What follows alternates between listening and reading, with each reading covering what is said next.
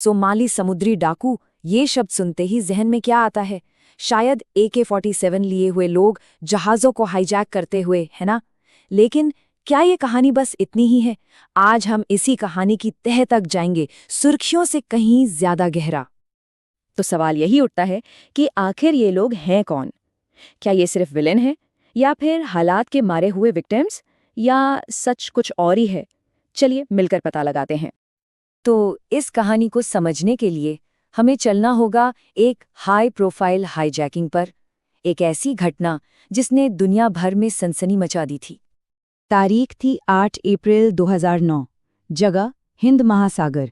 एक अमेरिकी cargo ship जिसका नाम था मर्स्क अलाबामा, सोमालिया के तट से काफी दूर, करीब 440 किलोमीटर दूर अपने रास्ते पर था जब अचानक उस पर हमला हो गया। अब सोचिए, इतने बड़े जहाज पर हमला हुआ कैसे?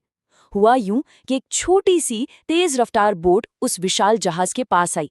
डाकुओं ने एक हुक वाली सीढ़ी ऊपर फेंकी और बस देखते ही देखते 4 लोग AK-47 के साथ जहाज पर थे। आते ही उन्होंने कैप्टन और बाकी क्रू को गन पॉइंट पर ले लिया। जहाज पर चढ़ते ही डाकुओं ने कैप्टन फिलिप से एक बात बिल्कुल साफ कर दी। उन्होंने कहा, देखो, हम तुम्हें मारने नहीं वाले, हमें बस पैसा चाहिए। उनका मकसद एकदम क्लियर था। ये कोई खून खराबा करने नहीं आए थे, उन्हें सिर्फ पैसा चाहिए था। और इसके बाद जो ड्रामा शुरू हुआ वो किसी हॉलीवुड फिल्म से कम नहीं था।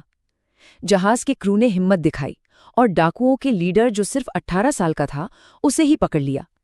फिर बंधकों की अदला बदली की कोशिश हुई जो नाकाम रही।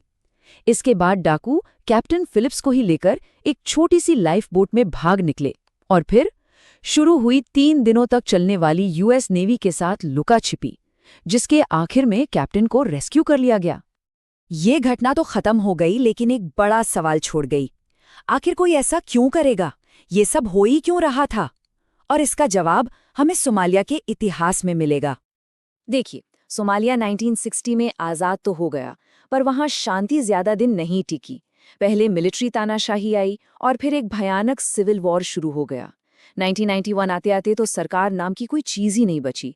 पूरे देश में बस अराजकता थी और हालात इतने बुरे थे कि अगले ही साल भूखमरी और बीमारियों ने करीब 3.5 लाख लोगों की जान ले ली। और इसी तबाही और लाचारी के माहौल में समुद्री डकैती ने जन्म लिया। पर इसकी शुरुआत वैसी नहीं थी जैसा हम सोचते हैं। असल में ये सब मछुआरों ने शुरू किया था, अपनी रोजी रोटी बचाने के लिए। और यहीं पर कहानी में एक दिलचस्प मोड़ आता है। जहां पूरी दुनिया उन्हें विलन कह रही थी, वहीं सोमालिया के अंदर कई लोग उन्हें बदादिनता बदहा बुलाते थे, जिसका मतलब होता है समंदर के रखवाले। कितना बड़ा फर्क है नजरिए में है। तो उन्हें समंदर के रखवाले क्यों कहा जा रहा था? पहली वजह थी अवैध मछली पकड़ना। हुआ ये कि दूसरे देशों के बड़े बड़े जहाज सोमालिया के पानी में घुस आते थे और हर साल लगभग $300 मिलियन की मछलियां चुरा ले जाते थे। नतीजा, वहां के लोकल मछुआरे बेचारे भूखे मरने की कगार पर आ गए। और दूसरी वजह तो इससे भी ज्यादा भयानक है, जहरीला कचरा। 80 के दशक से ही विदेशी कंपनियां अपना खतरनाक केमिकल वेस्ट जैसे यूरेनियम, लेड, मर्क्यूरी सब सोमालिया के तट पे डंप कर रही थीं।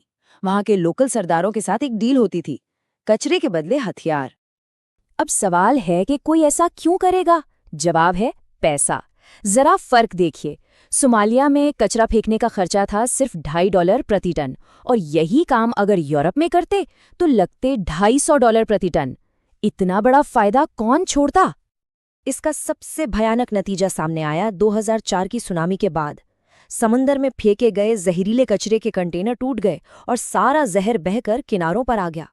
इसका असर ये हुआ कि आसपास के गांव जहर की चपेट में आ गए। लोगों को कैंसर, बच्चों में जन्म से ही बीमारियां और न जाने क्या क्या भयानक तकलीफें होने लगीं। तो जो चीज अपनी रोजी रोटी और समंदर को बचाने के लिए शुरू हुई थी, वो धीरे धीरे एक प्रॉपर ऑर्गेनाइज्ड क्राइम बन गई, एक पूरा का पूरा बिजनेस मॉडल। और ये बिजनेस मॉडल बड़ा साफ था। फिरौती का जो भी पैसा आता था उसका बंटवारा होता था। करीब आधा पैसा यानी 50% मिलता था हाईजैकिंग करने वाली टीम को। 33% जाता था इन्वेस्टर्स को, जो नाव, हथियार और बाकी चीजों पर पैसा लगाते थे। और बचा हुआ 17% जमीन पर मौजूद सपोर्ट टीम जैसे गार्ड्स और ट्रांसलेटर्स को मिलता था। मतलब ये सिर्फ कुछ डाकुओं का खेल नहीं था, ये एक पूरा का पूरा नेटवर्क था। इसमें पैसा लगाने वाले फाइनेंसर थे, समुंदर में रिस्क लेने वाले डाकू थे, जमीन पर उनकी मदद करने वाले लोग थे, और तो और लंदन और दुबई जैसे शहरों से फिरौती के पैसे को मैनेज करने वाले मनी हैंडलर्स भी थे। अब जाहिर है जब ये खतरा इतना बड़ा हो गया और इंटरनेशनल शिपिंग पर असर डालने लगा तो पूरी दुनिया हरकत में आई। सबने मिलकर इसका मुकाबला करने का फैसला किया। और इसका असर कमाल का था। आंकड़ों पर नजर डालिए, 2011 में हमलों की संख्या 237 तक पहुंच गई थी और सिर्फ 2 साल बाद 2013 में ये संख्या गिरकर बस 15 रह गई। ये वाकई एक बहुत बड़ी कामयाबी थी। तो ये हुआ कैसे? कई चीजें एक साथ की गई। अमेरिका, यूरोपियन यूनियन, चीन और भारत जैसे देशों की नौसेनाओं ने मिलकर समंदर में पेट्रोलिंग शुरू कर दी। बड़े बड़े जहाज़ों पर हथियारबंद प्राइवेट गार्ड्स तैनात होने लगे। साथ ही जहाज़ों पर कंटीले तार लगाना, सेफ रूम बनाना जैसे उपाय भी किए गए। लेकिन कहानी यहाँ खत्म नहीं होती। ये खतरा सिर्फ दबा था, खत्म नहीं हुआ। जैसे ही 2023 के अंत में इंटरनेशनल नेवी का ध्यान थोड़ा हटा, इस इलाके में हमले फिर से शुरू हो गए। इस पूरी तस्वीर को समझने के लिए एक डाकू की कही बात सुनना बहुत जरूरी है। उसने कहा था, असली डाकू हम नहीं, वो हैं। वो जहाज जो गैर कानूनी तौर पर हमारे समंदर में घुसते हैं, हमारी मछलियां चुराते हैं और हमारे लोगों पर जहरीला कचरा फेंकते हैं। ये बात सोचने पर मजबूर कर देती है कि आखिर असली विलन है कौन। तो आखिर में एक सवाल हमारे सामने खड़ा है। जब तक असली वजहें यानी गरीबी, नाइंसाफी और पर्यावरण की बर्बादी खत्म नहीं होती, तो क्या सिर्फ एक लक्षण यानी समुद्री डकैती को दबा देना कोई परमानेंट सॉल्यूशन हो सकता है?